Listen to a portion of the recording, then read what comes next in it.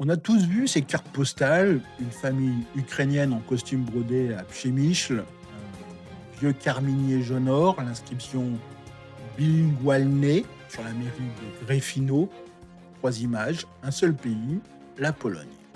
Pourtant, pendant 50 ans, on jurait qu'un vrai Polonais était catholique et de souche, puis, un jour de janvier 2005, le Parlement a publié une loi qui a redéfini le mot polonais. 13 minorités reconnues, des centaines de milliers de citoyens rendus visibles, et la question qui tue, comment un État censé être homogène a-t-il pu admettre qu'il ne l'était plus? On va essayer de démonter ce puzzle aujourd'hui dans le podcast du Double K. Passé, présent, est-ce que ça change dans la rue, à l'école, mais aussi dans la tête? Avant 1939, comme on a déjà pu le signaler dans le podcast du Double K, la Pologne, c'était un véritable patchwork. 30% de juifs, 10% d'Ukrainiens, 4% d'Allemands, plus des Tatars, des Slovaques, des Tchèques. C'était un petit peu une mosaïque vivante. Puis, on a eu l'occupation, la guerre, des déplacements forcés, les frontières qui sautent. Le résultat, c'est Staline qui déplace le pays de 200 kilomètres à l'ouest, Hitler qui extermine la majorité des Juifs, les Ukrainiens qui restent, qui sont soupçonnés de collaboration. Le régime communiste choisit la stratégie du creuset, tout fondre dans le polonais catholique. Langue régionale bannie, patronyme polonisé, manuel réécrit. En 1989, la Pologne sort avec l'étiquette nation monoethnique.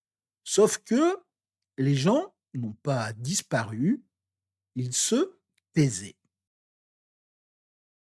Les élections libres vont ouvrir un petit peu la boîte de Pandore. On a des Allemands de Silésie qui réclament des écoles bilingues, des Tatars de Boroniki qui veulent un imam, les Lemkos qui réapprennent leur chant, Bruxelles, en route vers l'adhésion, rappelle même le respect des minorités ou pas de buffet. La première mesure, c'est cette loi électorale de 1991 qui réserve des sièges aux partis minoritaires. La deuxième mesure, c'est la charte des droits qui proclame l'égalité, quelle que soit l'origine. Mais il manque un petit peu la liste. En 1997, la Constitution promet la protection sans dire qui. Le flou devient insupportable. Un village ukrainien se voit refuser des panneaux bilingues parce que personne n'a malheureusement défini ce qu'est une minorité. Le besoin d'une loi cadre devient alors criant. Le 6 janvier 2005, le journal officiel publie un titre long avec un impact 2XL, 9 minorités nationales, biélorusses, tchèques, lituaniens, allemands, arméniens, russes, slovaques, ukrainiens et juifs. 4 ethniques, Karaïtes, Lemkos, Roms, Tatars. Le critère, c'est la présence traditionnelle, la conscience distincte et pas de pays à l'étranger obligé. Et 3 droits clés, l'usage de la langue dans l'administration locale si 20% des habitants la revendiquent, le financement public pour les écoles, les bibliothèques, les festivals, un comité des minorités avec budget dédié, environ 20 millions de zlotys par an aujourd'hui, le débat parlementaire qui a duré 3 ans. Les conservateurs ont alors dit on va atomiser le pays, les libéraux on européanise, la loi passe grâce à la gauche et aux paysans. On a ensuite Kwasniewski qui promulgue, le pont est alors jeté. Mais vous allez me dire, mais où sont ces minorités en Pologne? On a d'abord une enclave allemande en Haute-Silésie, il y a 150 000 déclarés, des panneaux Willkommen in Racibosch, concentration ukrainienne aussi autour de Przemyśl, 90 000 écoles bilingues pleines. On a aussi des poches Lemko dans les Beskides, des chants liturgiques sur WhatsApp, des Tatars de Podlachier. 3000 musulmans, une mosquée en bois depuis 1679, des Roms de Małopolska, des caravanes remplacées par des maisons colorées, des Romani sur les pancartes. On a aussi les Juifs, 7000 recensés, mais des dizaines de milliers qui découvrent leurs racines via généalogistes, boostés un petit peu par les pâtés de mamie ashkénaze. Sur la carte, la Pologne, elle ressemble un petit peu à un gâteau marbré. Le tableau n'est pas totalement idyllique. En 2015, la Ligue des familles veut passer le seuil de 20% à 33%. La moitié des panneaux bilingues sauteraient alors. Le PiS va bloquer. Mais l'ambiance, elle commence un petit peu à se durcir. On retrouve des tags Polska dla Polaków sur des écoles allemandes, des Ukrainiens accusés d'importation du bandérisme depuis 2022, des Roms contre au faciès, des Juifs avec des slogans hostiles à la marche de la mémoire. Les campagnes gouvernementales comme Rouge, Narodność, Nasza Sewa, mais budget un petit peu stagnant, les associations vont lancer des cagnottes, le pont existe, mais certaines planches commencent à grincer. Alors, cette loi a-t-elle changé l'identité? On peut dire que oui, et un petit peu en douceur. Avant 2005, catholique, polonais, avec ce souvenir des partitions, et après 2005, on peut être polonais, citoyen, et lemko, polonais de passeport et tatar. Il y a d'ailleurs un sondage CBOS qui dit que 58% pensaient le pays monoculturel en 2004, 34% en 2023. Chez les 18-24 ans, 71% soutiennent le bilinguisme. Le drapeau reste évidemment blanc et rouge, mais la couleur des yeux qu'ils regardent commence à varier. On a enfin ce test ukrainien. On a 1,5 million de réfugiés ukrainiens depuis février 2022. Beaucoup s'installent dans des villes déjà ukrainophobes, avec des infrastructures prêtes. En 2023, 27% des 580 écoles bilingues ukrainiennes doublent leurs effectifs, des profs polonais qui apprennent l'ukrainien, une minorité historique qui devient un petit peu un pont linguistique. Si ça tient, le modèle est exportable.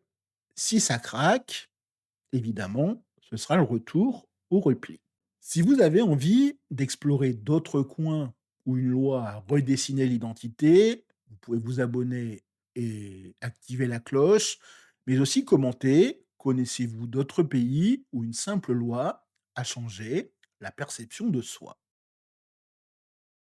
Parmi les 13 minorités, les Roms sont les plus jeunes, 40% ont moins de 18 ans, 60% sous le seuil de la pauvreté. La loi ouvre évidemment des subventions, mais pas les stages de reconversion. Depuis 2020, on a une ONG, Towarzystwo Romskie, teste des assistants scolaires roms dans 35 écoles. C'est un petit peu une victoire avec des abandons divisés par 3. Le gouvernement a ensuite copié, mais alloue simplement 0,3% du budget du comité. Le prochain saut, évidemment, ce sera les fonds européens. Quand la loi ouvre la porte, l'argent, lui, fait entrer. Comme on l'a vu, cette loi de 2005 protège les minorités historiques, pas les orientations sexuelles ni les migrations récentes. Des jeunes commencent à réclamer un nationalisme civique avec des municipalités zones anti-LGBT contre Varsovie et Gdansk qui expérimentent des coalitions ouvertes. Le débat utilise le langage de 2005, droit à la culture, protection, financement. Le pont devient un petit peu une autoroute. On discute désormais du nombre de sorties. Alors, quel bilan peut-on faire 20 ans après? On a 1200 panneaux bilingues, 580 écoles, 70 millions de zloty pour des festivals, des musées, des éditions. Le budget annuel est passé de 8 à 20 millions de zlotys, soit encore moins de 0,02% du budget de l'État. Les Polonais qui déclarent une autre identité sont passés de 2% à 4,7%. Un petit succès, une normalisation, diront certains. Un gamin peut alors dire Jestem lemkiem, sans faire la une. L'échec, c'est évidemment ce seuil des 20% où des centaines de villages restent monolingues. La loi va évidemment booster la Pologne à l'étranger. L'Allemagne la cite pour ses Sorables, la Lituanie pour ses Polonais de Vilnius. L'OSCE parle de cadre presque scandinave pour un pays soupçonné de fermeture. C'est un véritable virage à 180 degrés. Doctorants étrangers, bourse Erasmus pour l'Ukrainien et le Biélorusse, avec des diplomates aussi investissés en Pologne. On sait gérer la complexité. Vous en voulez encore? Dites-moi quelle chose vous souhaiteriez que l'on explore en profondeur sur la Pologne. Abonnez-vous et partagez la vidéo à ceux qui croient l'Europe de l'Est monochrome. En 2005, la Pologne a reconnu une réalité millénaire. L'identité n'est pas un bloc de marbre, mais une rivière qui se divise et se rejoint. La loi a posé les premiers pylônes. 20 ans plus tard, des milliers de citoyens le traversent en parlant allemand, ukrainien, romani, tatar. Le pont n'est pas terminé. Il manque évidemment des garde-fous, des passerelles, du bitume, mais il tient. Demain, polonais pourra vouloir dire un mineur qui chante en allemand, une lycéenne qui poste en ukrainien, un tatar qui sert du baklava à Noël. Cette loi a redéfini ce que signifie être polonais. Elle a rappelé que polonais n'a jamais voulu dire seul. Je vous remercie d'avoir suivi encore une nouvelle fois le podcast du Double K. Je vous souhaite de passer une agréable journée, miłego dnia, et je vous dis à très bientôt sur Zobaczenia.